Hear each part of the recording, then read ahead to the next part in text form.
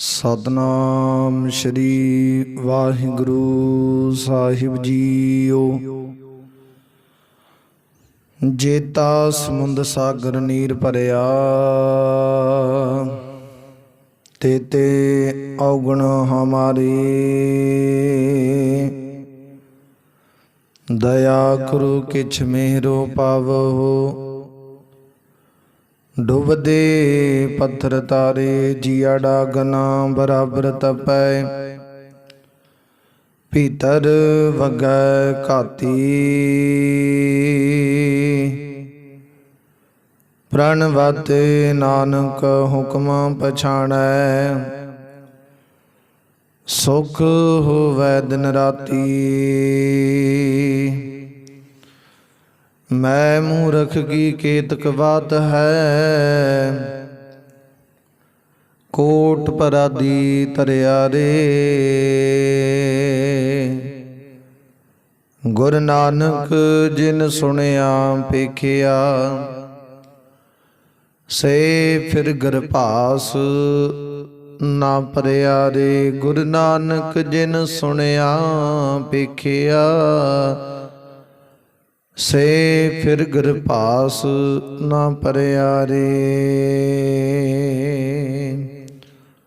जुगो जुगा टल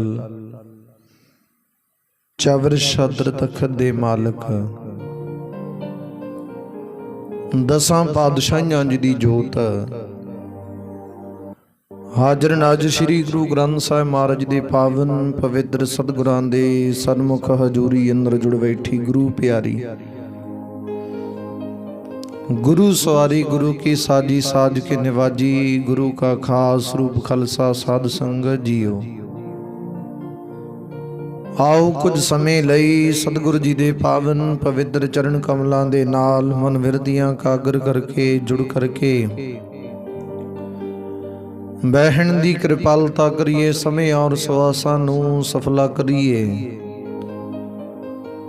सतगुरां दियां खुशियां प्राप्त करना करिए। चल रही लड़ीवार शब्द विचार कथा गुरबाणी सरवण करना करिए। आप संगत ने जो हुण तक लड़ीवार शब्द विचार कथा गुरबाणी सरवण कीती, हो इथों तक सी के जिस वेले सतगुरु गुरु हरगोबिंद महाराज छेवें पातशाह सतगुरु जी मेरी पीरी दे मालक कृपालू दयालू सतगुर छेवें पातशाह जी करतारपुर दी धरती ते विराजमान है। ते इत्थे सतगुरु जी नूं काफ़ी लंबा समा बतीत होया करतारपुर दी धरती ते विराजमान होया। इत्थे सतगुरु जी ने काफ़ी संगत दे उत्ते बख्शिश रहमत बरताई, काफ़ी सिखां दे उत्ते बख्शिशां बरताउणा कीतियां, काफ़ी संगत दा भला कीता, काफ़ी भुल्ले भटके लोगां नूं सिद्धे रस्ते पाया सतगुरु जी ने। ते कहंदे समा बतीत हुंदा गया, उस वेले सतगुरु जी दे सन्मुख सतगुरु जी दी महिमा सुन के संगत दूरों दूरों आंदी है।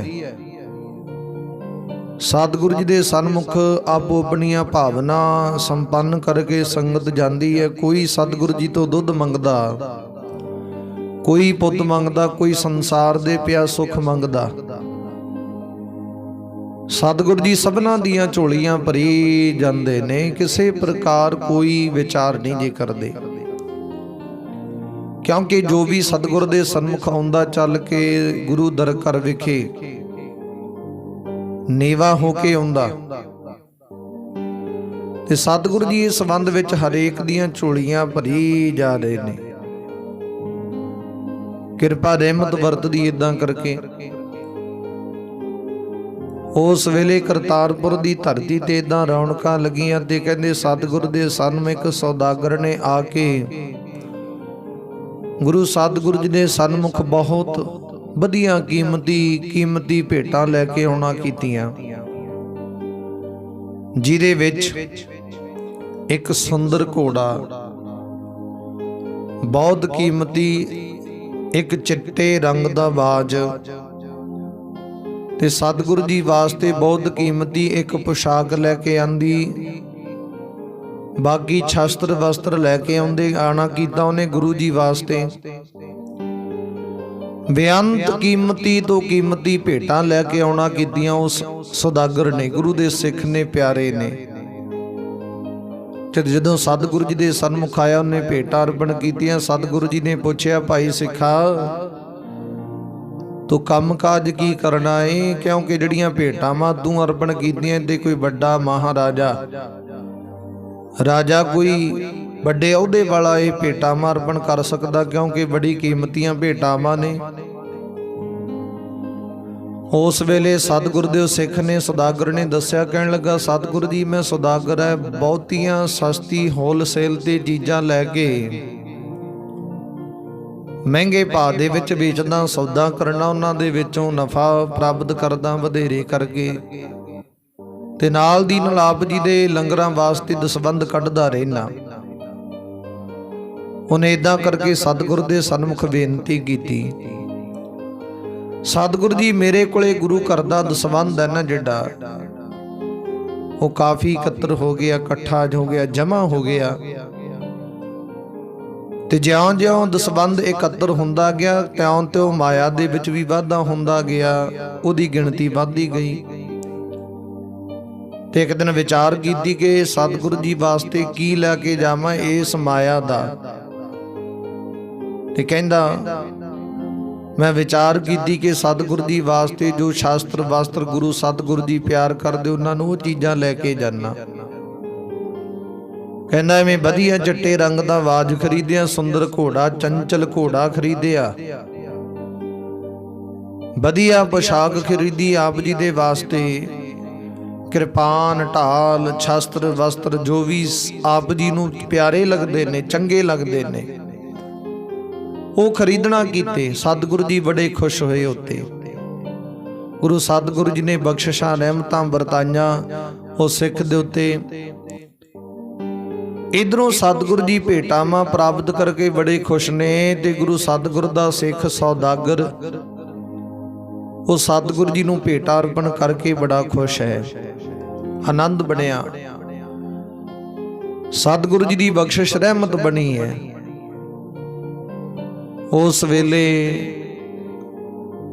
ਇਹ ਸਿੱਖ ਨੇ ਜਦੋਂ ਭੇਟਾਂ ਅਰਪਣ ਕੀਤੀਆਂ, ਤੇ ਸਿੱਖ ਉਹ ਜਿਹੜਾ ਸੌਦਾਗਰ ਸੀ ਉੱਥੇ ਹੀ ਰਹਿਣ ਲੱਗ ਪਿਆ।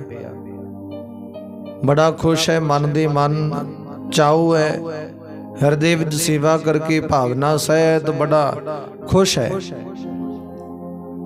ਤੇ ਸਮਾਂ ਬਤੀਤ ਹੁੰਦਾ ਗਿਆ, ਸਿੱਖ ਚਲਾ ਗਿਆ, ਤੇ ਸਤਿਗੁਰੂ ਜੀ ਨੇ ਉਸ ਵੇਲੇ ਬਖਸ਼ਿਸ਼ ਰਹਿਮਤ ਕੀਤੀ ਹੈ।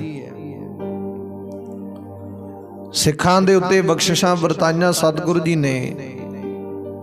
ਹੁਣ ਦੀਵਾਨ ਸਜਾ ਕਰਕੇ ਬਹਿੰਦੇ ਸਤਿਗੁਰੂ ਜੀ ਵਿਰਾਜਮਾਨ ਹੁੰਦੇ ਨੇ। ਸੰਗਤਾਂ ਸਤਿਗੁਰੂ ਜੀ ਨੂੰ ਸਾਹਮਣੇ ਸਿੰਘਾਸਨ ਤੇ ਵਿਰਾਜਮਾਨ ਹੋਇਆ ਦਰਸ਼ਨ ਕਰਦੇ ਨੇ, ਦੇਖਦੇ ਨੇ। ਸਤਿਗੁਰੂ ਜੀ ਦੇ ਮੇਰੀ ਪੀਰੀ ਦੀਆਂ ਕਿਰਪਾਨਾਂ ਪਹਿਨੀਆਂ ਸਿੰਘਾਸਨ ਤੇ ਵਿਰਾਜਮਾਨ ਹੈ, ਤੇ ਸੰਗਤਾਂ ਦੇ ਵਿੱਚ ਸ਼ੁਭ ਉਪਦੇਸ਼ ਦੀ ਬਖਸ਼ਿਸ਼ ਕਰ ਰਹੇ ਨੇ ਗੁਰੂ ਸਤਿਗੁਰੂ ਜੀ।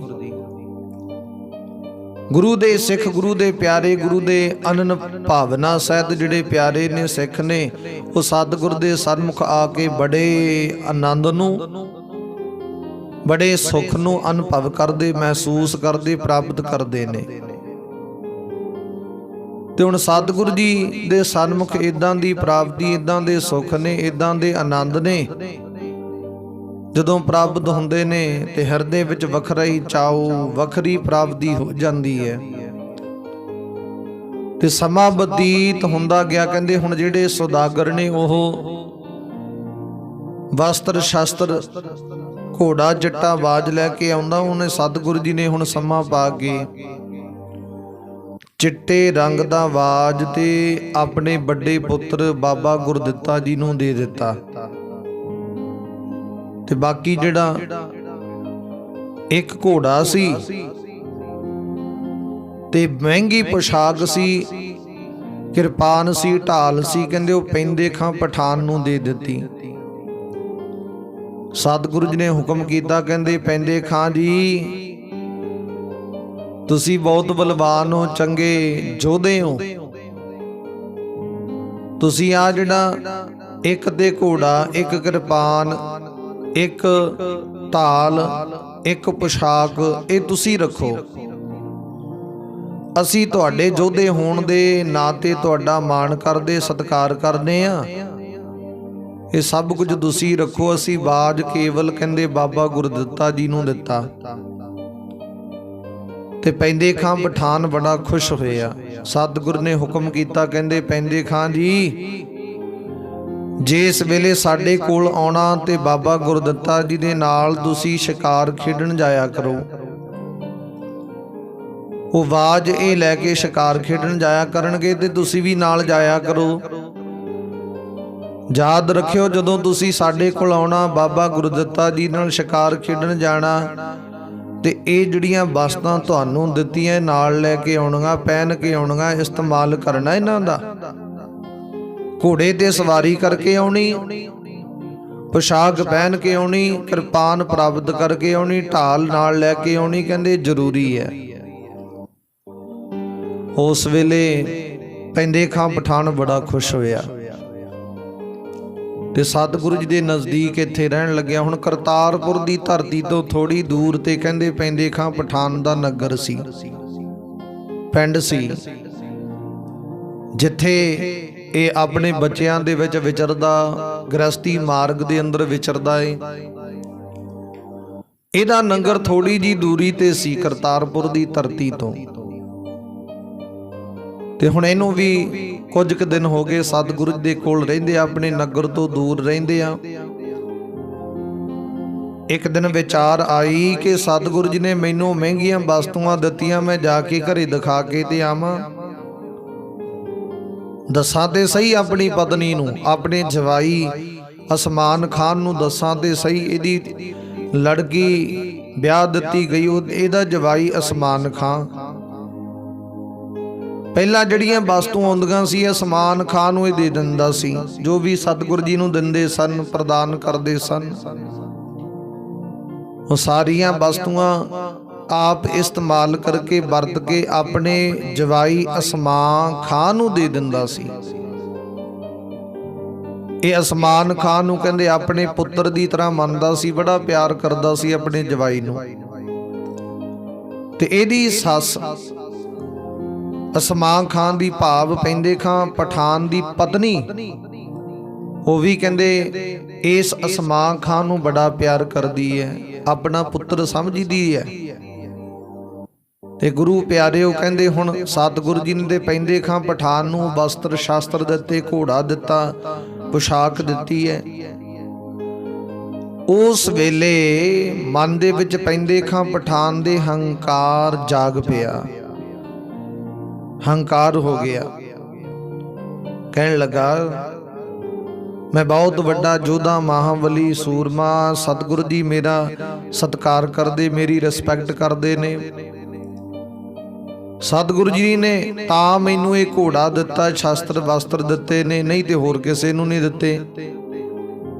ਮੈਨੂੰ ਵੱਡਾ ਯੋਧਾ, ਬਲੀ, ਮਹਾਬਲੀ, ਸੂਰਮਾ ਜਾਣਦੇ ਨੇ, ਸਤਿਗੁਰੂ ਜੀ ਨੇ ਦਿੱਤਾ ਮੈਨੂੰ, ਨਹੀਂ ਤੇ ਹੋਰ ਬਹੁਤ ਫਿਰਦੇ ਨੇ, ਉਹਨਾਂ ਨੂੰ ਸਤਿਗੁਰੂ ਨੇ ਨਹੀਂ ਦਿੱਤਾ।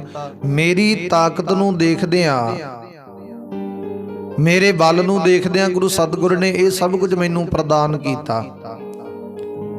ਹੁਣ ਜਦੋਂ ਕਿਸੇ ਤੇ ਕੋਈ ਹੰਕਾਰ ਆ ਜਾਂਦਾ ਤੇ ਸਤਿਗੁਰੂ ਜੀ ਹੰਕਾਰ ਨੂੰ ਤੋੜਨਾ ਵੀ ਜਾਣਦੇ ਆ।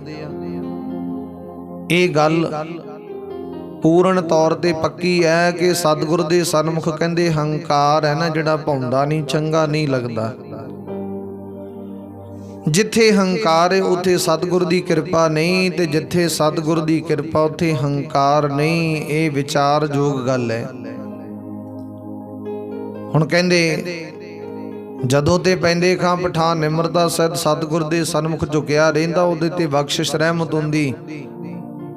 ਪਰ ਜੇ ਪੈਂਦੇ ਖਾਂ ਪਠਾਨ ਕਵੇ ਮੇਰੇ ਵਰਗਾ ਮਹਾਬਲੀ ਯੋਧਾ ਸੂਰਮਾ ਕੋਈ ਨਹੀਂ, ਸਤਿਗੁਰੂ ਜੀ ਕਹਿੰਦੇ ਇਦਾਂ ਦੇ ਹੰਕਾਰੀ ਮਨੁੱਖ ਦਾ ਗੁਰੂ ਨਾਨਕ ਦੇ ਦਰ ਕਰ ਦੇ ਵਿੱਚ ਕੋਈ ਵਾਹ ਵਾਸਤਾ ਨਹੀਂ, ਕੋਈ ਲਿੰਕ ਨਹੀਂ, ਕਿਸੇ ਪ੍ਰਕਾਰ ਕੋਈ ਲੈਣ ਦੇਣ ਨਹੀਂ। उस वेले पैंदे खां पठान ने मन विच विचार कीती, सतगुरु जी मेरे ते ये तां बख्शिश करदे आ, मैं बहुत वड्डा योद्धा महाबली सूरमा ते गुरु प्यारे हो।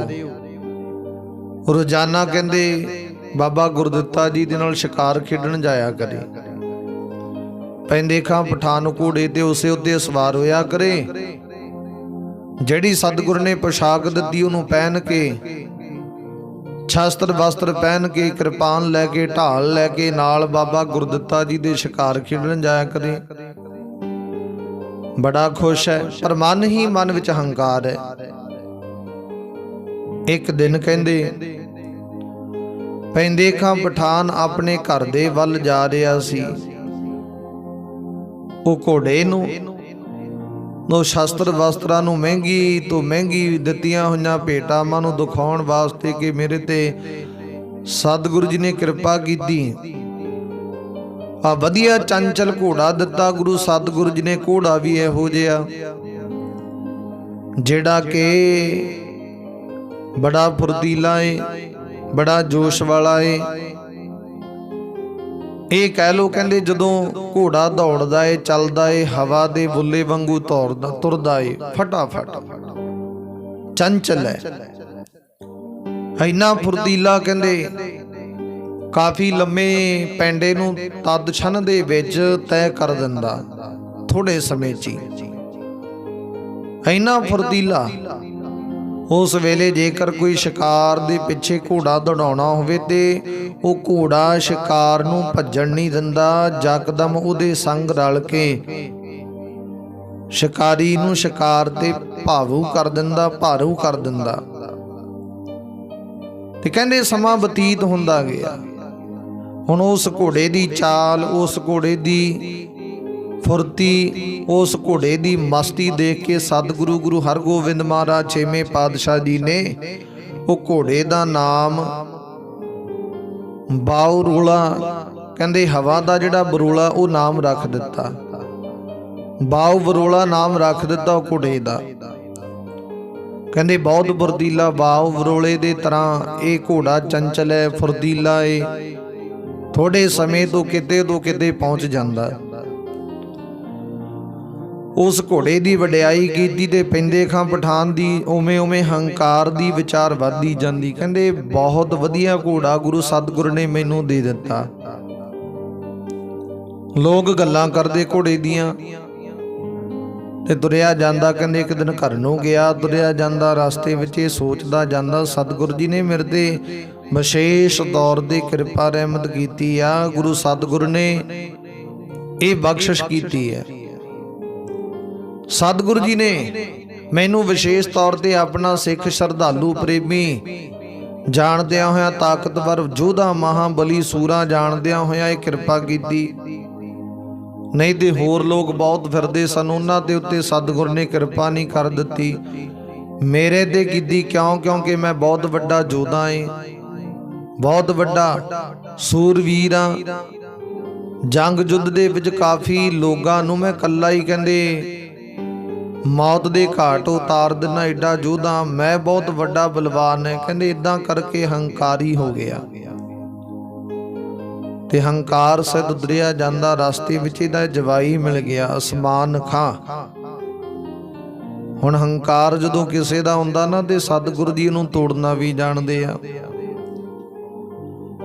ਪੈਂਦੇ ਖਾਂ ਪਠਾਨ ਨੂੰ ਹੰਕਾਰ ਹੋ ਗਿਆ, ਹੰਕਾਰ ਤੋੜਨਾ ਜਾਣਦੇ ਸਤਿਗੁਰੂ ਜੀ। ਤੇ ਕਹਿੰਦੇ ਰਸਤੇ ਵਿੱਚ ਇਹਦਾ ਜਵਾਈ ਮਿਲ ਗਿਆ, ਪੈਂਦੇ ਖਾਂ ਪਠਾਨ ਦਾ ਸਮਾਨ ਖਾਂ। ਉਹਨੇ ਜਦੋਂ ਦੇਖਿਆ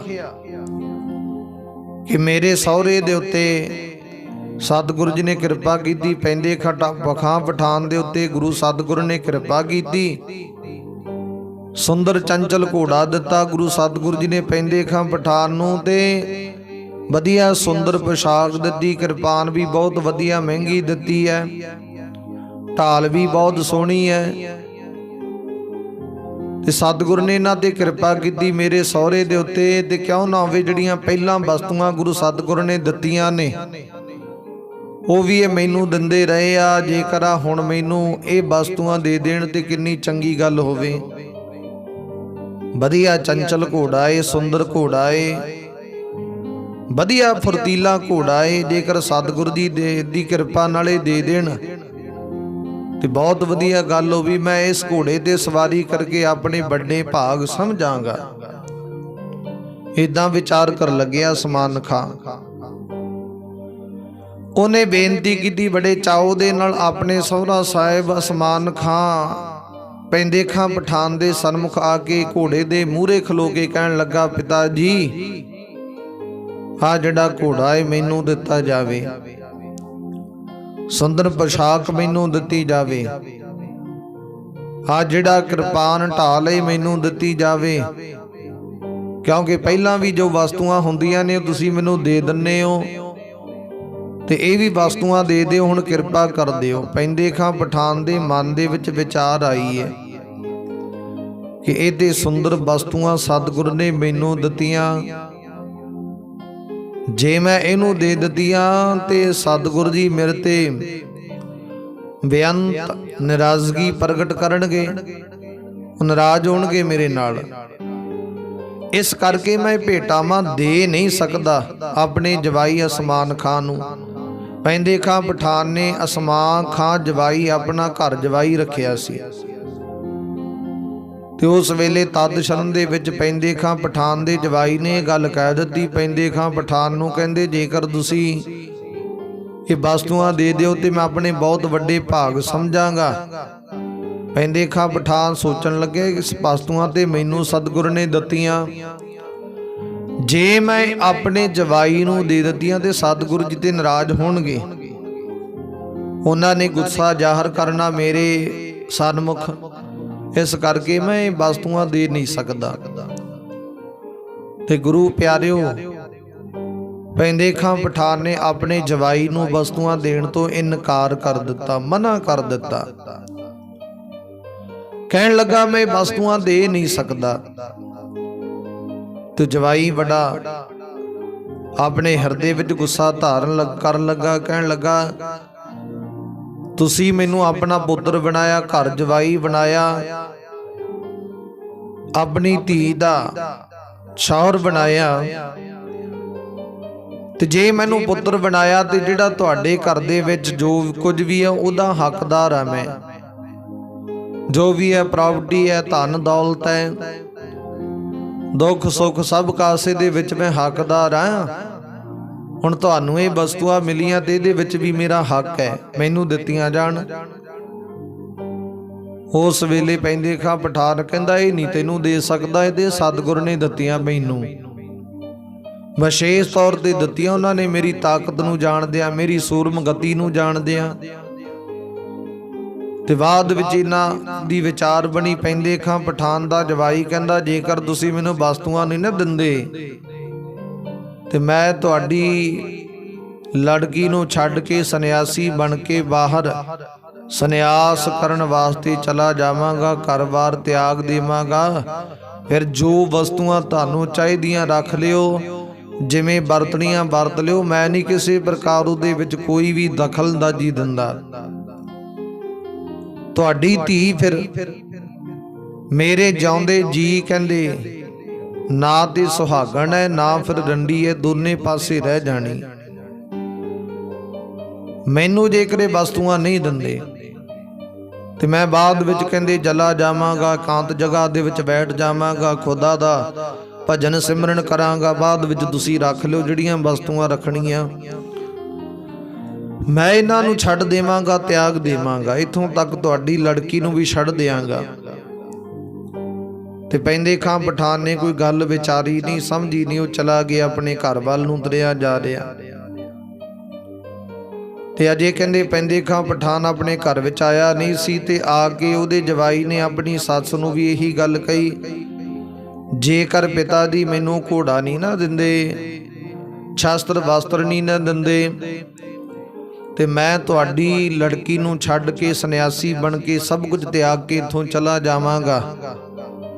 ਬਾਅਦ ਵਿੱਚ ਜਿਵੇਂ ਤੁਹਾਨੂੰ ਚੰਗਾ ਲੱਗਿਆ ਤੁਸੀਂ ਕਰੀ ਚੱਲਿਓ, ਫਿਰ ਸਾਂਭ ਲਿਓ ਜੋ ਵਸਤੂਆਂ ਚਾਹੀਦੀਆਂ ਨੇ। ਤੇ ਹੁਣ ਪੈਂਦੇ ਖਾਂ ਪਠਾਨ ਦੀ ਜਿਹੜੀ ਇਸਤਰੀ ਹੈ ਉਹ ਵੀ ਆਪਣੇ ਜਵਾਈ ਨੂੰ ਬੜਾ ਪਿਆਰ ਕਰਦੀ, ਪੁੱਤਰ ਸਮਝਦੀ ਹੈ। ਉਹਨੇ ਵਿਚਾਰ ਕੀਤੀ, ਜੇਕਰ ਇਹ ਛੱਡ ਕੇ ਚਲਾ ਗਿਆ ਮੇਰੀ ਧੀ ਦਾ ਫਿਰ ਕੌਣ ਬਣੇਗਾ, ਕੌਣ ਹੱਥ ਪਕੜੇਗਾ। ਮੇਰੀ ਧੀ ਤੇ ਇਹਦੇ ਜਿਉਂਦੇ ਜੀ ਨਾਂ ਤੇ ਸੁਹਾਗਣ ਨਾ, ਫਿਰ ਕਹਿੰਦੇ ਵਿਧਵਾ ਦੇ ਵਿੱਚ ਹੈ। ਉਸ ਵੇਲੇ ਉਹਨੇ ਦਿਲਾਸਾ ਦਿੱਤਾ ਸਮਾਂ ਖਾਨ ਨੂੰ, ਕਹਿੰਦੇ ਤੂੰ ਚੁੱਪ ਕਰਕੇ ਵਿਚਾਰ ਕਰਦਾ ਰਹੀ, ਮੈਂ ਆਪੇ ਤੈਨੂੰ ਸਾਰੀਆਂ ਵਸਤੂਆਂ ਪੈਂਦੇ ਖਾਂ ਪਠਾਨ ਤੋਂ ਲੈ ਕੇ ਦਿਆਂਗੀ। ਇਤਨੇ ਨੂੰ ਕਹਿੰਦੇ ਪੈਂਦੇ ਖਾਂ ਪਠਾਨ ਵੀ ਆ ਗਿਆ। ਉਸ ਦੀ ਪਤਨੀ ਨੇ, ਇਸਤਰੀ ਨੇ ਪੈਂਦੇ ਖਾਂ ਪਠਾਨ ਨੂੰ ਆਉਣ ਤੇ ਬੇਨਤੀ ਕੀਤੀ, ਕਹਿਣ ਲੱਗੀ ਜੀ ਜੋ ਕੁਝ ਹੈ ਕਹਿੰਦੇ ਸਾਡਾ ਸਾਰਾ ਸਾਂਝਾ, ਕਹਿੰਦੇ ਸਾਡੇ ਜਵਾਈ ਦਾ ਹੱਕ ਪੂਰਾ ਬਣਦਾ, ਕਿਉਂਕਿ ਆਪਾਂ ਇਹਨੂੰ ਆਪਣਾ ਪੁੱਤਰ ਮੰਨ ਕੇ ਇਹਦੇ ਘਰ ਤੋਂ, ਇਹਦੇ ਪਰਿਵਾਰ ਤੋਂ, ਇਹਦੇ ਨਗਰ ਤੋਂ ਲੈ ਕੇ ਆਏ ਆ, ਤੇ ਜੇਕਰ ਇਹ ਪੁੱਤਰ ਹੈ ਸਾਡਾ ਤੇ ਇਹਨੂੰ ਬਣਦਾ ਹੱਕ ਦਿੱਤਾ ਜਾਵੇ। ਸਤਿਗੁਰੂ ਜੀ ਤੇ ਹੋਰ ਸਾਨੂੰ ਵਸਤਾਂ ਭੇਟਾਵਾਂ ਅਰਪਣ ਕਰ ਦੇਣਗੇ, ਦੇ ਦੇਣਗੇ, ਪਰ ਜੇ ਕਹਿੰਦੇ ਸਾਡਾ ਜਵਾਈ ਘਰ ਦੇ ਵਿੱਚੋਂ ਚਲਾ ਗਿਆ ਤੇ ਫਿਰ ਦੂਜਾ ਕਿੱਥੋਂ ਲੈ ਕੇ ਆਵਾਂਗੇ, ਹੋਰ ਦੂਜੇ ਨੂੰ ਕਿਹਨੂੰ ਬਣਾਵਾਂਗੇ। ਇਸ ਕਰਕੇ ਵਸਤੂਆਂ ਭੇਟਾਵਾਂ ਤੇ ਅਰਪਣ ਸਤਿਗੁਰ ਦੇ ਸਨਮੁਖ ਹੋਰ ਗੁਰੂ ਦੇ ਅਨੰਨ ਪਿਆਰੇ ਸੇਵਕ ਕਰਦੇ ਰਹਿੰਦੇ ਨੇ ਭੇਟਾਵਾਂ ਸਤਿਗੁਰ ਦੇ ਸਨਮੁਖ। ਉਹਨਾਂ ਚੋਂ ਸਤਿਗੁਰੂ ਜੀ ਤੁਹਾਡੇ ਤੇ ਪ੍ਰਸੰਨ ਹੋ ਕੇ, ਖੁਸ਼ ਹੋ ਕੇ ਵਸਤੂਆਂ ਦੇਈ ਜਾਂਦੇ ਨੇ, ਤੁਸੀਂ ਹੋਰ ਲੈ ਲਿਓ। ਉਸ ਵੇਲੇ ਪੈਂਦੇ ਖਾਂ ਪਠਾਨ ਕਹਿੰਦਾ ਮੈਂ ਸਤਿਗੁਰੂ ਨੂੰ ਕੀ ਜਵਾਬ ਦੇਵਾਂਗਾ। ਉਹਨਾਂ ਨੇ ਤੇ ਵਚਨ ਕਿਹਾ ਸੀ ਕਿ ਜਦੋਂ ਤੂੰ ਆਉਣਾ ਘੋੜੇ ਤੇ ਸਵਾਰ ਹੋ ਕੇ ਆਉਣਾ, ਵਸਤਰ ਸ਼ਸਤਰ ਇਸੇ ਤਰ੍ਹਾਂ ਪਹਿਨ ਕੇ ਆਉਣੇ ਆ, ਮੈਂ ਫਿਰ ਕੀ ਜਵਾਬ ਦਿਆਂਗਾ। ਸਤਿਗੁਰ ਦੇ ਸਨਮੁਖ ਝੂਠਾ ਪਵਾਂਗਾ ਮੈਂ। ਉਹਦੀ ਇਸਤਰੀ ਕਹਿੰਦੀ ਜੀ ਕੋਈ ਨਾ, ਸਤਿਗੁਰੂ ਨੂੰ ਬੇਨਤੀ ਕਰ ਲਿਓ। ਜਿਵੇਂ ਕਿਵੇਂ ਕਰਕੇ ਪੈਂਦੇ ਖਾਂ ਪਠਾਨ ਦੀ ਪਤਨੀ ਨੇ ਆਪਣੇ ਜਵਾਈ ਨੂੰ ਪੈਂਦੇ ਖਾਂ ਪਠਾਨ ਤੋਂ ਉਹ ਵਸਤੂਆਂ ਜਿਹੜੀਆਂ ਸੀ ਘੋੜੇ ਸਮੇਤ ਦਿਵਾ ਦਿੱਤੀਆਂ, ਤੇ ਬੜਾ ਖੁਸ਼ ਹੋਇਆ ਇਹਦਾ ਜਵਾਈ। ਉਹਨੇ ਉਸੇ ਤਰ੍ਹਾਂ ਸ਼ਾਸਤਰ ਵਸਤਰ ਪਹਿਨੇ, ਕਿਰਪਾਨ ਪਹਿਨੀ, ਘੋੜੇ ਤੇ ਸਵਾਰ ਹੋ ਕੇ ਉਹ ਆਪਣੇ ਨਗਰ ਵਿੱਚ ਉਸੇ ਤਰ੍ਹਾਂ ਗਲੀਆਂ ਮੁਹੱਲਿਆਂ ਦੇ ਵਿੱਚ ਗੇੜੇ ਲਾਉਣ ਲੱਗਿਆ ਏ। ਲੋਕ ਦੇਖਦੇ ਨੇ ਪੈਂਦੇ ਖਾਂ ਪਠਾਨ ਦੇ ਜਵਾਈ ਤੇ ਵਿਸ਼ੇਸ਼ ਤੌਰ ਤੇ ਬਖਸ਼ਿਸ਼ ਰਹਿਮਤ ਹੋਈ ਹੈ, ਬਹੁਤ ਮਹਿੰਗੀ ਪੋਸ਼ਾਕ ਪਹਿਨੀ ਹੈ, ਸੁੰਦਰ ਘੋੜਾ ਪ੍ਰਾਪਤ ਕੀਤਾ ਏ। ਸਤਿਗੁਰੂ ਪਰਮਾਤਮਾ ਦੀ ਕਿਰਪਾ ਰਹਿਮਤ ਵਰਤ ਰਹੀ ਹੈ। ਲੋਕ ਦੇਖ ਕੇ ਘੋੜੇ ਨੂੰ ਹੈਰਾਨ ਰਹਿੰਦੇ, ਬਹੁਤ ਸੁੰਦਰ ਘੋੜਾ, ਆਦੀ ਸੁੰਦਰ ਹੈ, ਚੰਚਲ ਘੋੜਾ ਏ। ਤੇ ਉਸ ਵੇਲੇ ਇਹ ਗਲੀਆਂ ਮੁਹੱਲਿਆਂ ਦੇ ਵਿੱਚ ਸੈਰ ਕਰਦਾ ਕਰਦਾ ਬਾਹਰ ਇੱਕ ਬਾਗ ਦੇ ਵਿੱਚ ਚਲਾ ਗਿਆ। ਬਾਗ ਵਿੱਚ ਚਲਾ ਗਿਆ ਘੋੜੇ ਨੂੰ ਲੈ ਕੇ। ਇਧਰੋਂ ਕਹਿੰਦੇ ਪੈਂਦੇ ਖਾਂ ਪਠਾਨ ਨੇ ਵਾਪਸ ਕਰਤਾਰਪੁਰ ਦੀ ਧਰਤੀ ਤੇ ਮੁੜਨਾ ਸੀਗਾ। ਸਤਿਗੁਰ ਦੇ ਸਨਮੁਖ ਬਾਬਾ ਗੁਰਦਿੱਤਾ ਜੀ ਦੇ ਨਾਲ ਸ਼ਿਕਾਰ ਖੇਡਣ ਵਾਸਤੇ, ਕਿਉਂਕਿ ਜਦੋਂ ਘੋੜਾ ਦਿੱਤਾ, ਪੋਸ਼ਾਕ ਦਿੱਤੀ, ਉਹਦੇ ਵਚਨ ਕੀਤੇ ਸਤਿਗੁਰੂ ਜੀ ਨੇ ਕਿ ਬਾਬਾ ਗੁਰਦਿੱਤਾ ਜੀ ਦੇ ਨਾਲ ਤੁਸੀਂ ਆ ਘੋੜੇ ਤੇ ਸਵਾਰ ਹੋ ਕੇ ਪੋਸ਼ਾਕ ਪਹਿਨ ਕੇ ਸਾਡੇ ਕੋਲੇ ਆਉਣਾ ਤੇ ਬਾਬਾ ਗੁਰਦਿੱਤਾ ਜੀ ਦੇ ਨਾਲ ਸ਼ਿਕਾਰ ਖੇਡਣ ਜਾਇਆ ਕਰਨਾ। ਇਹ ਵਿਚਾਰ ਹੋਈ ਸੀ। ਹੁਣ ਪੈਂਦੇ ਖਾਂ ਪਠਾਨ ਜਾਵੇ ਕਿਵੇਂ, ਕਿਉਂਕਿ ਘੋੜਾ ਤੇ ਉਹਦੇ ਜਵਾਈ ਨੇ ਲੈ ਲਿਆ, ਪੋਸ਼ਾਕ ਲੈ ਲਈ, ਸ਼ਾਸਤਰ ਵਸਤਰ ਲੈ ਲਏ, ਇਹ ਕਿਵੇਂ ਜਾਵੇ। ਇਹ ਗਿਆ ਨਹੀਂ, ਬਾਅਦ ਵਿੱਚ ਘਰੇ ਹੀ ਰਹਿ ਗਿਆ। ਉਧਰ ਸਤਿਗੁਰ ਦੇ ਪੁੱਤਰ ਬਾਬਾ ਗੁਰਦਿੱਤਾ ਜੀ ਪੈਂਦੇ ਖਾਂ ਪਠਾਨ ਨੂੰ ਉਡੀਕ ਰਹੇ ਨੇ ਕਿ ਕਦੋਂ ਆਉਣਗੇ, ਉਹ ਘੋੜੇ ਤੇ ਸਵਾਰ ਹੋ ਕੇ ਸਾਡੇ ਨਾਲ ਜਾਣਗੇ। ਜਾਵੇ ਤਾਂ ਜੇਕਰ ਉਹਦੇ ਕੋਲੇ ਘੋੜਾ, ਪੋਸ਼ਾਕ, ਸ਼ਸਤਰ ਵਸਤਰ ਹੋਣ ਉਹ ਜਿਹੜੇ ਸਤਿਗੁਰ ਨੇ ਦਿੱਤੇ, ਹੈ ਨਹੀਂ, ਇਸ ਕਰਕੇ ਘਰੇ ਹੀ ਰਹਿ ਗਿਆ।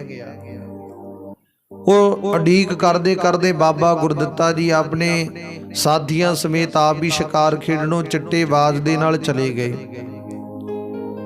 ਜਦੋਂ ਗਏ ਨੇ ਜੰਗਲ ਵਿੱਚ ਤੇ ਕਾਫੀ ਕਹਿੰਦੇ ਪੰਛੀਆਂ ਨੂੰ ਉਸ ਬਾਜ਼ ਨੇ ਝਪਟ ਮਾਰ ਕੇ ਮਾਰ ਕੇ ਉਹਨਾਂ ਨੂੰ ਮੁਕਾ ਦਿੱਤਾ, ਖਤਮ ਕਰ ਦਿੱਤਾ, ਤੇ ਉਹਨਾਂ ਦੀ ਜਿਹੜੀ ਜੂਨ ਹੈ ਉਹਨਾਂ ਦੀ 84 ਕੱਟ ਦਿੱਤੀ। ਹੁਣ ਜਦੋਂ ਸ਼ਿਕਾਰ ਬਹੁਤਾ ਕੀਤਾ ਉਹ ਬਾਜ ਨੇ ਜਿਹੜੇ ਵੀ ਪੰਛੀ ਦਾ ਸ਼ਿਕਾਰ ਕਰਦਾ, ਜਿੰਨਾ ਚਿਰ ਉਹ ਰੱਜਦਾ ਨਹੀਂ, ਤ੍ਰਿਪਤ ਨਹੀਂ ਹੁੰਦਾ, ਉਹਨਾਂ ਚਿਰ ਉਹ ਸ਼ਿਕਾਰ ਕਰੀ ਜਾਂਦਾ, ਉਹਨਾਂ ਦੇ ਮਾਸ ਨੂੰ ਖਾਈ ਜਾਂਦਾ। ਤੇ ਆਖਰਕਾਰ ਸ਼ਿਕਾਰ ਖੇਡਦੇ ਖੇਡਦੇ ਬਾਜ ਵੀ ਰੱਜ ਗਿਆ, ਮਾਸ ਵੱਲੋਂ ਤ੍ਰਿਪਤ ਹੋ ਗਿਆ। ਹੁਣ ਘਰ ਨੂੰ ਵਾਪਸ ਮੁੜਨ ਲੱਗੇ ਨੇ ਬਾਬਾ ਗੁਰਦਿੱਤਾ ਜੀ। ਸ਼ਿਕਾਰ ਕਾਫੀ ਖੇਡਿਆ। ਜਦੋਂ ਵਾਪਸ ਮੁੜਨ ਲੱਗੇ ਨੇ, ਇੱਕ ਕਹਿੰਦੇ ਸੁੰਦਰ ਪੰਛੀ ਉਸੇ ਜੰਗਲ ਦੇ ਵਿੱਚੋਂ ਇੱਕ ਦਰਖਤ ਤੋਂ ਉੱਡਿਆ ਤੇ ਉੱਡ ਕੇ ਉਹਨੇ ਬਾਬਾ ਗੁਰਦਿੱਤਾ ਜੀ ਦੇ ਸਾਹਮਣੇ ਦੀ ਉਡਾਰੀ ਮਾਰੀ ਹੈ। ਉਡਾਰੀ ਮਾਰ ਕੇ ਜਿਸ ਵੇਲੇ ਉਹ ਕੋਲ ਦੀ ਲੰਘਿਆ ਤੇ ਬਾਬਾ ਗੁਰਦਿੱਤਾ ਜੀ ਨੇ ਉਹ ਬਾਜ ਨੂੰ ਉਸ ਪੰਛੀ ਦੇ ਪਿੱਛੇ ਛੱਡ ਦਿੱਤਾ। ਪਹਿਲਾਂ ਬਾਬਾ ਗੁਰਦਿੱਤਾ ਜੀ ਨੂੰ ਸਲਾਹ ਦਿੱਤੀ ਗਈ ਸੀ ਕਿ ਇਸ ਬਾਜ ਨੂੰ ਅਜੇ ਇਹ ਪੰਛੀ ਦੇ ਪਿੱਛੇ ਨਾ ਛੱਡਿਓ, ਕਿਉਂਕਿ ਇਹ ਬਾਜ ਹੁਣ ਰੱਜ ਚੁੱਕਿਆ, ਮਾਸ ਵੱਲੋਂ ਤ੍ਰਿਪਤ ਹੋ ਚੁੱਕਿਆ। ਤੇ ਕਹਿੰਦੇ ਜੇਕਰ ਬਾਜ ਰੱਜਿਆ ਹੋਵੇ ਨਾ ਤੇ ਉਸ ਨੂੰ ਪੰਛੀ ਪਿੱਛੇ, ਆਪਣੇ ਸ਼ਿਕਾਰ ਪਿੱਛੇ ਛੱਡ ਦਈਏ ਤੇ ਇਹ ਬਹੁਤਾ ਵਫਾਦਾਰ ਨਹੀਂ ਰਹਿੰਦਾ ਬਾਜ। ਤੇ ਕਹਿੰਦੇ ਬਾਬਾ ਗੁਰਦਿੱਤਾ ਜੀ ਨੇ ਬਾਜ ਨੂੰ ਛੱਡ ਦਿੱਤਾ ਤੇ ਉਸੇ ਤਰ੍ਹਾਂ ਹੀ ਹੋਇਆ। ਉਸ ਵੇਲੇ ਵਫਾਦਾਰ ਨਹੀਂ ਰਿਹਾ, ਉਹ ਰੱਜਿਆ ਹੋਇਆ ਬਾਜ ਪੰਛੀ ਦੇ ਪਿੱਛੇ ਉੱਡਦੇ ਗਿਆ। ਪੰਛੀ ਦਾ ਸ਼ਿਕਾਰ ਨਹੀਂ ਕੀਤਾ ਉਹਨੇ। ਥੋੜੀ ਦੂਰੀ ਤੱਕ ਜਾ ਕੇ ਪੰਛੀ ਦਾ ਪਿੱਛਾ ਛੱਡ ਦਿੱਤਾ ਤੇ ਇਹ ਬਾਜ ਉੱਥੇ ਚਲਾ ਗਿਆ ਜਿੱਥੇ ਪੈਂਦੇ ਖਾਂ ਪਠਾਨ ਦਾ ਜਵਾਈ ਬਾਗ ਦੇ ਵਿੱਚ ਬੈਠਾ ਸੀ, ਉਸੇ ਜੰਗਲ ਦੇ ਵਿੱਚ। ਉਹ ਘੋੜੇ ਸਮੇਤ, ਪੁਸ਼ਾਕ ਸਮੇਤ ਬੈਠਾ ਸੀ, ਉੱਥੇ ਚਲਾ ਗਿਆ ਬਾਜ।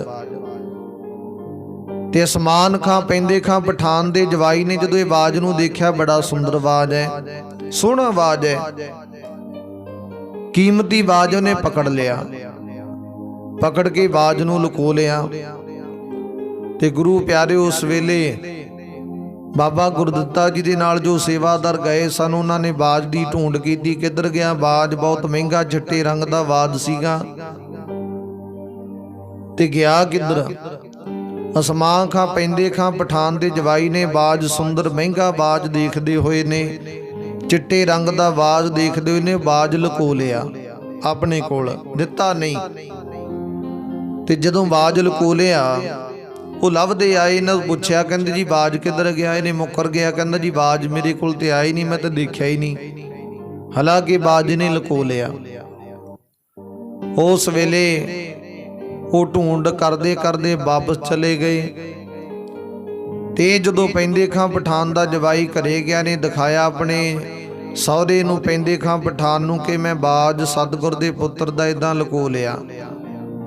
ਪੈਂਦੇ ਖਾਂ ਪਠਾਨ ਬੜਾ ਹੈਰਾਨ ਹੋਇਆ, ਕਹਿੰਦੇ ਤੂੰ ਬਹੁਤ ਪਾਪ ਕੀਤਾ।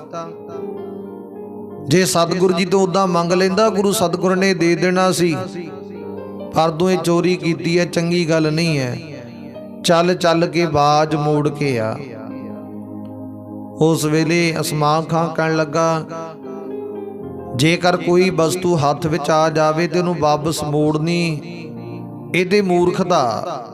ਅਸਲ ਦੇ ਵਿੱਚ ਮੂਰਖਤਾ ਉਹ ਹੈ ਕਿ ਸੰਸਾਰ ਦੇ ਵਿੱਚ ਇਦਾਂ ਪਾਪ ਕਰਮ ਕਰਕੇ ਕੋਈ ਵੀ ਕਿਸੇ ਦੀ ਵਸਤੂ ਹਥਿਆ ਲੈਣੀ, ਪ੍ਰਾਪਤ ਕਰ ਲੈਣੀ, ਇਹ ਮੂਰਖਤਾ, ਇਹ ਬਹੁਤ ਵੱਡਾ ਪਾਪ ਹੈ। ਤੇ ਇਹਨੇ ਇਹ ਪਾਪ ਕੀਤਾ। ਪੈਂਦੇ ਖਾਂ ਪਠਾਨ ਨੇ ਬੜਾ ਸਮਝਾਇਆ। ਉਹ ਜਾ ਕੇ ਸਤਿਗੁਰੂ ਨੂੰ ਮੋੜ ਕੇ ਆ। ਗੁਰੂ ਸਤਿਗੁਰ ਦੇ ਪਹਿਲਾਂ ਆਪ ਹੀ ਨਹੀਂ ਕੋਈ ਕਸਰ ਛੱਡਦੇ, ਆਪ ਹੀ ਨਹੀਂ ਕਿਸੇ ਪ੍ਰਕਾਰ ਕੋਈ ਭੁੱਖ ਰਹਿਣ ਦਿੰਦੇ। ਸਤਿਗੁਰ ਦੀ ਸੇਵਾ ਕਰ ਭਾਵਨਾ ਸਹਿਤ, ਗੁਰੂ ਸਤਿਗੁਰ ਜੀ ਕੋਈ ਤੋਟਾ ਨਹੀਂ ਆਉਣ ਦਿੰਦੇ। ਗੁਰਬਾਣੀ ਕਹਿੰਦੀ, ਕਰ ਸੇਵਾ ਗੁਰ ਪਾਰ ਬ੍ਰਹਮ, ਭੁੱਖ ਰਹਿ ਨਾ ਕਾਈ। ਕਹਿੰਦੇ ਕੋਈ ਭੁੱਖ ਨਹੀਂ ਰਹਿੰਦੀ ਕਿਸੇ ਪ੍ਰਕਾਰ ਜੇ ਸਤਿਗੁਰੂ ਪਰਮਾਤਮਾ ਦੀ ਸੇਵਾ ਕਰੇ, ਨਾਮ ਜਪੇ, ਬੰਦਗੀ ਕਰੇ, ਸਿਮਰਨ ਕਰੇ, ਕਿਸੇ ਪ੍ਰਕਾਰ ਕੋਈ ਭੁੱਖ ਨਹੀਂ ਰਹਿੰਦੀ, ਕਿਸੇ ਪ੍ਰਕਾਰ ਕੋਈ ਦੁੱਖ ਨਹੀਂ ਰਹਿੰਦਾ, ਸਭ ਖਤਮ ਹੋ ਜਾਂਦੇ ਨੇ। ਸਤਿਗੁਰ ਜੀ ਬਖਸ਼ਿਸ਼ ਰਹਿਮਤ ਕਰ ਦਿੰਦੇ ਨੇ। ਤੇ ਉਹ ਮੰਨਿਆ ਨਹੀਂ, ਕਹਿੰਦੇ ਉਹਨੇ ਬਾਜ ਲੁਕੋ ਲਿਆ। ਤੇ ਬਾਅਦ ਵਿੱਚ ਆਪਣੀ ਸੱਸ ਨੂੰ ਕਿਹਾ ਨੇ, ਅਸਮਾਨ ਖਾਨ ਨੇ, ਕਿ ਮਾਂ ਮੈਂ ਬਾਜ ਰੱਖਣਾ ਚਾਹੁੰਦਾ, ਤੁਸੀਂ ਪਿਤਾ ਜੀ ਨੂੰ ਸਮਝਾਓ ਨੇ ਸਮਝਾਇਆ, ਕਹਿੰਦੇ ਪੈਂਦੇ ਖਾਂ ਪਠਾਨ ਉਹਨਾਂ ਦੇ ਪਿੱਛੇ ਹੀ ਲੱਗ ਗਿਆ ਕਿ ਬਾਕੀ ਜੇ ਹੁਣ ਮੋੜਿਆ ਸਤਿਗੁਰੂ ਜੀ ਕੋਲ ਹੋਰ ਵਸਤੂਆਂ ਆ ਜਾਣੀਆਂ, ਮੋੜਿਆ ਤੇ ਵੀਰੇ ਨਾਰਾਜ਼ ਹੁੰਦਾ। ਉਸ ਵੇਲੇ ਆ ਕੇ ਪੁੱਛਿਆ ਕਿ ਬਾਜ ਤੇਰੇ ਜਵਾਈ ਕੋਲ ਹੀ ਹੈ। ਪੈਂਦੇ ਖਾਂ ਪਠਾਨ ਨੂੰ ਆ ਕੇ ਪੁੱਛਿਆ ਗੁਰੂ ਦੇ ਸਿੱਖਾਂ ਨੇ। ਪੈਂਦੇ ਖਾਂ ਪਠਾਨ ਵੀ ਮੁੱਕਰ ਗਿਆ। ਉਸ ਵੇਲੇ ਢੰਡੋਰਾ ਪਿਟਵਾ ਦਿੱਤਾ। ਗੁਰੂ ਸਤਿਗੁਰ ਦੇ ਪੁੱਤਰ ਬਾਬਾ ਗੁਰਦਿੱਤਾ ਜੀ ਦਾ ਚਿੱਟੇ ਰੰਗ ਦਾ ਬਾਜ ਹੈ, ਕਿੱਥੇ ਆ, ਕਿਹਨੇ ਦੇਖਿਆ ਦੱਸੋ। ਅਗਰ ਕਿਸੇ ਨੇ ਦੇਖਿਆ, ਜੇਕਰ ਕਿਸੇ ਕੋਲ ਹੈ ਤੇ ਸਤਿਗੁਰੂ ਜੀ ਦੇ ਕੋਲ ਪਕੜਾ ਦਿੱਤਾ ਜਾਵੇ। ਉਸ ਵੇਲੇ ਇਦਾਂ ਦੀ ਵਿਚਾਰ ਹੋਈ। ਅਸਲ ਵਿੱਚ ਉਹ ਬਾਜ ਹੈ ਨਾ ਜਿਹੜਾ ਪੈਂਦੇ ਖਾਂ ਪਠਾਨ ਦੇ ਘਰ ਦੇ ਵਿੱਚ ਹੀ ਹੈ। ਤੇ ਗੁਰੂ ਪਿਆਰਿਓ, ਪਰ ਇਹ ਗੱਲ ਕਹਿੰਦੇ ਸਤਿਗੁਰ ਦੇ ਸਨਮੁਖ ਗੁੱਝੀ ਨਹੀਂ ਰਹਿਣ ਵਾਲੀ, ਕਿਉਂਕਿ ਸਤਿਗੁਰੂ ਜੀ ਦੇ ਹਰੇਕ ਦੀਆਂ ਦਿਲਾਂ ਦੀ ਜਾਣਦੇ ਨੇ। ਘਟ ਘਟ ਮੈਂ ਹਰ ਜੂ ਵਸੈ ਸੰਤਨ ਕਹਿਓ ਪੁਕਾਰ, ਘਟ ਘਟ ਕੇ ਅੰਦਰ ਕੀ ਜਾਣਤ ਭਲੇ ਬੁਰੇ ਕੀ ਪੀਰ ਪਛਾਨਤ। ਸਤਿਗੁਰੂ ਜੀ ਹਰ ਵਿਚਾਰ ਨੂੰ, ਹਰ ਗੱਲ ਨੂੰ ਸਮਝਦੇ ਨੇ, ਵਿਚਾਰਦੇ ਨੇ, ਦੇਖਦੇ ਨੇ, ਜਾਣਦੇ ਨੇ। ਹਰ ਗੱਲ ਦੀ ਨੌਲੇਜ ਹੈ ਗੁਰੂ ਸਤਿਗੁਰੂ ਜੀ ਨੂੰ। ਕੋਈ ਵੀ ਗੱਲ ਸਤਿਗੁਰ ਤੋਂ ਲੁਕੀ ਛੁਪੀ ਨਹੀਂ ਰਹੀ। ਉਸ ਵੇਲੇ ਇਹ ਬਾਜ ਦਾ ਝੂਠਾ ਢੰਡੋਰਾ ਪਿਟਵਾ ਦਿੱਤਾ। ਜੇਕਰ ਕਿਸੇ ਨੇ ਦੇਖਿਆ ਤੇ ਗੁਰੂ ਸਤਿਗੁਰ ਤੱਕ ਪਹੁੰਚਾ ਦਿਓ, ਗੁਰੂ ਸਤਿਗੁਰ ਦੀ ਕਿਰਪਾ ਵਰਤੇਗੀ। ਲੁਕੋ ਲਿਆ ਆਵਾਜ਼। ਏਦਾਂ ਕਰਕੇ ਇਹਨਾਂ ਨੇ ਸ਼ੈਤਾਨੀ ਕੀਤੀ। ਤਾਂ ਤੇ ਆਓ ਪਿਆਰੀ ਸੰਗਤ ਜੀ, ਅੱਜ ਦੀ ਵਿਚਾਰ ਆਪਾਂ ਇੱਥੋਂ ਤੱਕ ਸਰਵਣ ਕੀਤੀ ਹੈ। ਪ੍ਰਵਾਨ ਕਰਿਓ। ਅਗਲੀ ਵਿਚਾਰ ਆਪਾਂ ਕੱਲ ਨੂੰ ਸਰਵਣ ਕਰਾਂਗੇ। ਅੱਗੇ ਕਿਵੇਂ ਕਰਕੇ ਸਤਿਗੁਰੂ ਜੀ ਨੂੰ ਗੁੱਝੇ ਭੇਦ ਦਾ ਪਤਾ ਲੱਗਦਾ, ਕਿਵੇਂ ਕਰਕੇ ਜਾਣਦੇ ਨੇ ਕਿ ਬਾਜ ਪੈਂਦੇ ਖਾਂ ਪਠਾਨ ਦੇ ਘਰ ਦੇ ਵਿੱਚ ਉਹਦੇ ਜਵਾਈ ਕੋਲ ਆ, ਤੇ ਸਤਿਗੁਰੂ ਜੀ ਕਿਵੇਂ ਕਰਕੇ ਗੱਲ ਦਾ ਨਿਤਾਰਾ ਕਰਦੇ ਨੇ, ਤੇ ਇਹਨਾਂ ਨੂੰ ਸ਼ਰਮਿੰਦਗੀ ਕਿਵੇਂ ਪ੍ਰਾਪਤ ਹੁੰਦੀ ਹੈ। ਕਿਉਂਕਿ ਗੱਲ ਗੁੱਝੀ ਰਹਿਣ ਵਾਲੀ ਨਹੀਂ ਹੈ, ਪਤਾ ਤੇ ਲੱਗ ਹੀ ਜਾਣਾ ਸਤਿਗੁਰ ਦੇ ਸਨਮੁਖ। ਉਸ ਵੇਲੇ ਕਿਵੇਂ ਅਗਲੀ ਵਿਚਾਰ ਹੁੰਦੀ, ਕੀ ਵਿਚਾਰਾਂ ਬਣਦੀਆਂ ਰਹਿੰਦੀ, ਵਿਚਾਰ ਆਪਾਂ ਕੱਲ ਨੂੰ ਸਰਵਣ ਕਰਾਂਗੇ ਪਿਆਰਿਓ। ਅੱਜ ਦੀ ਵਿਚਾਰ ਇਥੋਂ ਤੱਕ ਪ੍ਰਵਾਨ ਕਰਨੀ। ਆਓ ਸਤਿਗੁਰੂ ਜੀ ਦੇ ਸਨਮੁਖ ਕਥਾ ਵਿਚਾਰਾਂ ਕਰਦੇ ਆਂ, ਬਾਣੀ ਪੜ੍ਹਦੇ ਆਂ। ਅਨੇਕ ਪ੍ਰਕਾਰ ਦੀਆਂ तमाम ਗਲਤੀਆਂ, ਖਰਵਾਦਾ ਘਾਟਾ ਸਤਿਗੁਰੂ ਦੀ ਭੁੱਲ ਚੁੱਕ ਮਾਫ ਕਰਨਾ। ਅੱਗੇ ਤੋਂ ਸਮੱਧ ਬਖਸ਼ਣ, ਬਾਣੀ ਪੜ੍ਹਨ ਦੀ, ਕਥਾ ਵਿਚਾਰ ਕਰਨ ਦੀ ਬਲ ਬੁੱਧੀ ਸਮਰੱਥਾ ਬਖਸ਼ਣ ਸਤਿਗੁਰੂ ਜੀ। ਆਓ ਸਤਿਗੁਰੂ ਜੀ ਦੇ ਸਨਮੁਖ ਸਮਾਪਤੀ ਕਰਨ ਦਾ ਯਤਨ ਕਰੀਏ। ਸ਼ਲੋਕ